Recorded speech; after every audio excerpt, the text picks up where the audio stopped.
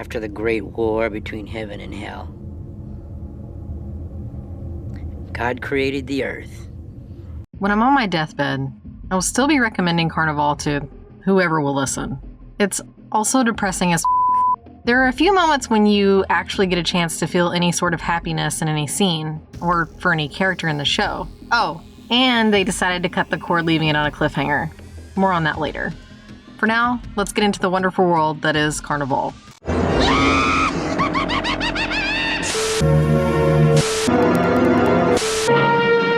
Between the years of 1990 and 1992, while Daniel Knauf was working as an insurance broker, he was dreaming of something bigger, much like the most of us, and decided to use his energy towards something much grander. A story of good versus evil against the backdrop of the Great Depression era 1930s, centered around a traveling carnival. It's much, much more than that simplistic description, but we don't have 2 hours to divulge. I always find it hard to find the exact coupling of words that I want to use when explaining how this show makes me feel. It's the same feeling I get when I'm lost in a song. It's deep, melodic, and carries so much beauty and melancholy. It feels like a dream you don't want to wake up from. Before Lost started in 2004, Carnivale was already weaving a rather intricate mythology for its characters. Before that, there was Twin Peaks, which actually served as an inspiration for this show. You likely already noticed, though, especially with Michael J. Anderson being one of the lead cast. When you see me again, it won't be me. The mythology was actually one of the more frustrating elements for viewers of the show. Many reviewers, and even just normal viewers, felt like they were drowning in lore that they didn't understand. The lore actually went much deeper than most fans had realized at the time. After the show ended, Knauf shared his pitch document, which explored the background in detail for each of the characters. He also deluged his ideas for the rest of the seasons, which were seen more as a novel. I'll make sure that we drop the link to the pitch document in the description so you can go down the rabbit hole. The cast does not get enough praise for the work they did on the series. Each of the actors kills it and chews up enough scenery for themselves as well as their counterparts. We've been sleeping on Nick Stahl since 1998 when he played Gavin in Disturbing Behavior. Or maybe even a little further back in 1993's The Man Without a Face, which then always gets Eyes Without a Face by Billy Idol stuck in my head. It would be a punishable offense if I did not mention how much Clancy Brown owns every minute of every scene he's in. Sure, he's been in an exhausting amount of film and TV, but for me, this is where he shows that he's not just in every player. Most of the time, I see Brown, I think, Mr. Krabs. Okay, money! Children! But here, nope. He does such a number on me that I forget most of the time that he's spent as an animated money-hungry crab. You've also got many excellent actors here, from names you're familiar with to faces you know but can't place, like the above Michael J. Anderson, Adrienne Barbeau, Clea Duvall, Tim DeKay, Carla Gallo, Toby Huss, Amy Madigan, Cynthia Ettinger, Deborah Christopherson, Patrick Bowchow, Diane Salinger. All of their names are worth the shout out. It would also be extremely remiss of me if I did not talk about the series score from Jeff Beal. Bringing his background as a jazz instrumentalist sets the tone for the series. I can't imagine hearing a score from anyone else. This is one that would benefit from a release on vinyl. I think that Waxworks could do some killer packaging for this one. I may suggest it for the next Wish Wednesday. Alright, so here are our favorite episodes. Milfay, Season 1, Episode 1. Will I choose an entire episode solely based on one particular scene? Absolutely. Brother Justin, In Front of Mr. Chin's. Did they spend a ton of money on these episodes? Yes. Does it pay off? You bet your ass it does. I feel transfixed every time I see this scene. Not only do you have these gorgeous visuals, but you pair that with Clancy Brown simply just emoting. The episode does a magnificent job of setting all the pieces needed to move forward. Oh, and my heart hurts for Ben, especially during the kitten incident. It's hard to think that anyone would have just left him there alone. Babylon, Season 1, Episode 5. I needed a brain break after this one. I needed to walk outside and just stare deep into the clouds. I knew that eventually something would happen with Libby, Rita Sue, or Dora Mae. Not sure I could even fathom it would be in this fashion. However, the title of the episode is a not-so-subtle hint of the tragedy to come for the Dreyfus family. While Pick a Number is a terrific and albeit just as heavy episode, Babylon sticks with you. Speaking of Pick a Number, it has the feeling of the Dutchman's Lodge from Twin Peaks Return, Woodsman included. Toby Huss delivers in both episodes and does over the course of both seasons. He really is the strongest man in the world. We also have to note the appearance of John Hannah as the traveling man, Stangler. I've been in love with him since 1998's Sliding Doors, which many folks did not see. I even had the poster in my bedroom at one point for a while. The Day That Was the Day, Season 1, Episode 12.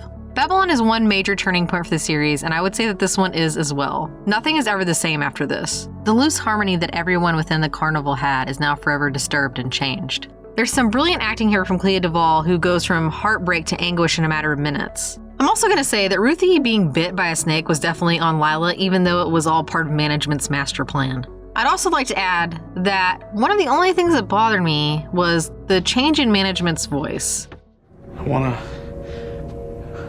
bring him back. You have the gift.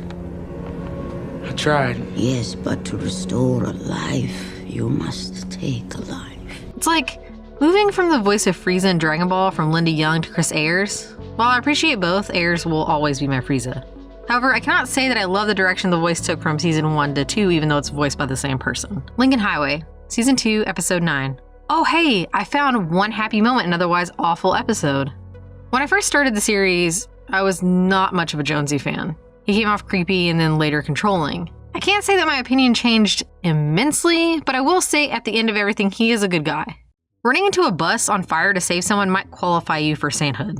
During the scene when he realizes that Ben has healed his leg, you feel joy with him. You relish in that, especially since you've come this far as a dehydrated husk with not even a few drops of happiness to quench you. Ben is the best boy, but Jonesy took the spotlight. Outside New Canaan, California, and New Canaan, California, season 2, episodes 11 and 12. These you definitely have to pair up. Sophie, no.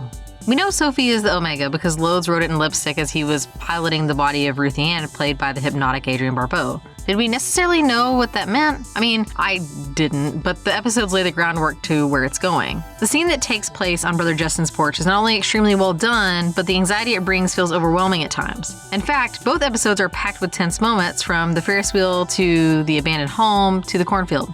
Take your pick. I realized that it also sounds like I just described the covers of Goosebumps books. Justin and Ben finally face off. They make perfect adversaries for one another. You're excited when they finally meet, but you're also ready for Ben to just get rid of him. He's terrible, and he makes your skin crawl so much that you're afraid it's actually starting to peel back. Again, props to Clancy Brown for that screen presence. We do need to talk about the fact that it lands on a major cliffhanger. If you don't want to discuss, skip a couple minutes. Sophie, no. Do not bring back Justin. This does not go down a very appetizing road. Also, she's got to be pregnant with Ben's baby. How else did she get those powers? Is Ben going to be okay? Please don't make him management. I realize I can reference the AV Club when it comes to the fate of the characters, but this is where I was at the time, when this originally aired some 18 years ago. I had to share my pain with you. I've been carrying it for too long.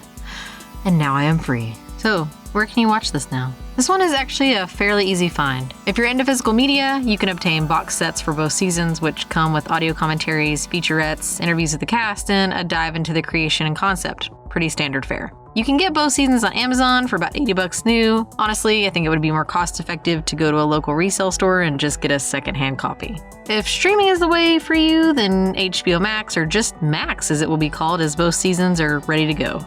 So, what happened? Where is it now?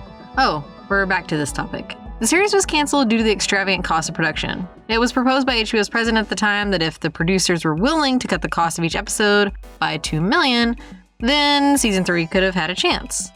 This was also coupled with the fact that the ratings pool wasn't as massive as it was for the first season. When fans found out about the news, they were more than a little unhappy. I think this was the first time I got genuinely upset with a cancellation. There was so much more story and lore to explore within this world. Unfortunately, Knauf sold his rights to the characters and series to HBO, and they likely don't plan to do anything with it but hold it hostage. HBO has given a platform to do some amazing television, but the verdict gutted me. We brought Deadwood back, however. I think Knauf wants to do his extended version instead of just trying to put a little pretty bow on it. Knauf invested in the world he had built. I feel like we at least owed him an outlet so that he could continue and perhaps even finish out the story. That's the cruelty of a show like this one getting canceled, but it's also a tale that we've heard more than once. In my opinion, this is one we could bring back in some capacity, and maybe it would get a little more attention this time around. Carnivale was ahead of its time and is owed the credit it's due.